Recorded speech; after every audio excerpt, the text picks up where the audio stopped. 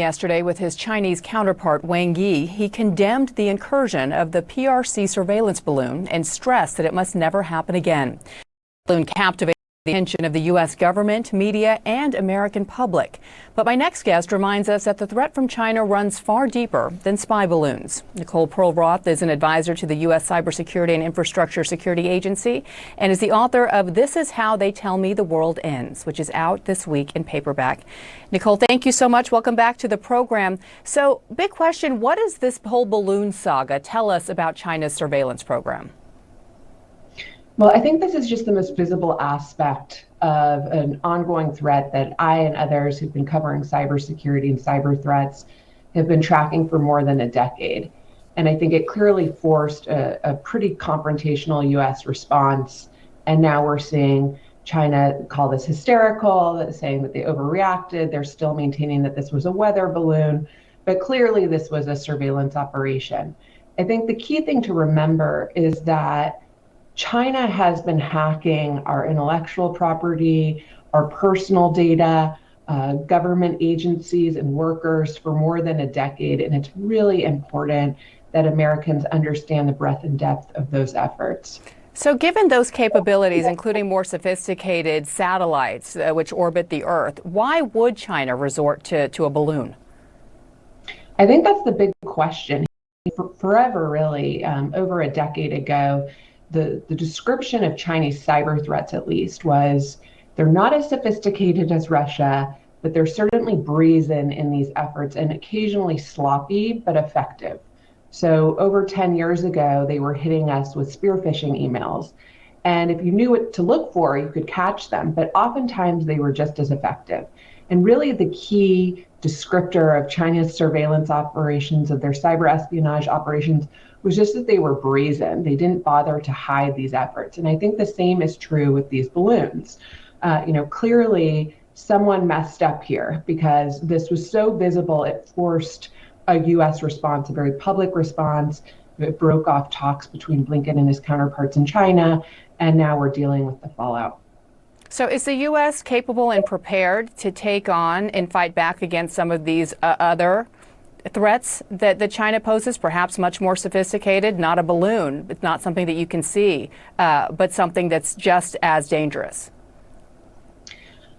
Well, I think we've seen China hack our pipelines, for instance. A little over a year ago, the U.S. government declassified its findings that China's been implanting itself in our network of pipelines, not for intellectual property theft, but to maintain a foothold in the event they would ever need to do something to those pipelines, in the event of some larger geopolitical conflict, say over Taiwan.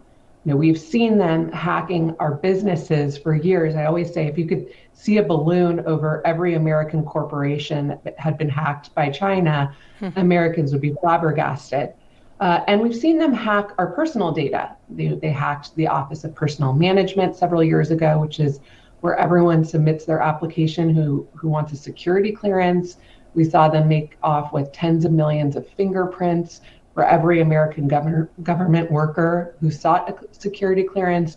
We've seen them hack Equifax. We've seen them hack them. We've seen them hack Marriott, aviation companies. Ostensibly, they're building out this large personal database of Americans' personal information. In the beginning, I think the theory was that they could cross-match which American government workers are traveling and staying in the same place as Chinese citizens as a counterintelligence effort to root out Chinese spies. But it's gotten to be much more broad than that. Sorry, go ahead. I was going to say, President Biden has tried to avoid thwarting a relationship that was already at its lowest point.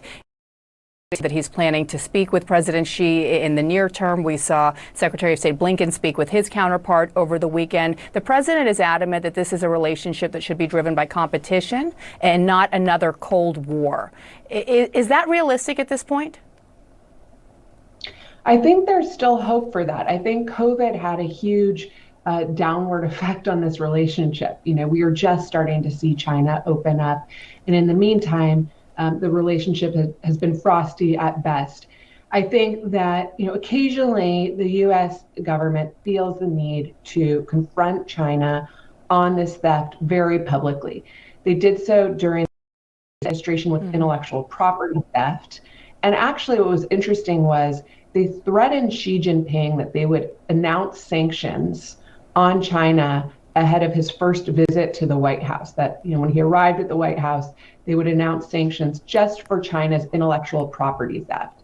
And just the threat of sanctions and that embarrassment caused China to agree to cut it out when it came to stealing American trade secrets.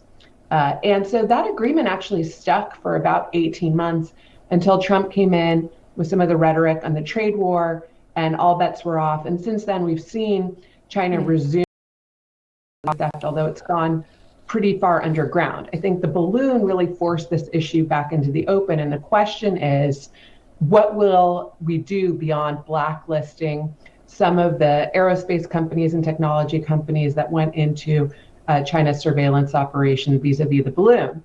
Yeah. Those were 3 companies, and we've also instituted export controls, and those Trump tariffs are still in place as well. Nicole, thank you so much. We appreciate your time. Thank you so much, Bianna. Well, up next on GPS, the latest from Syria, where the earthquake was a catastrophe on top of a catastrophe. We'll be back in just a moment.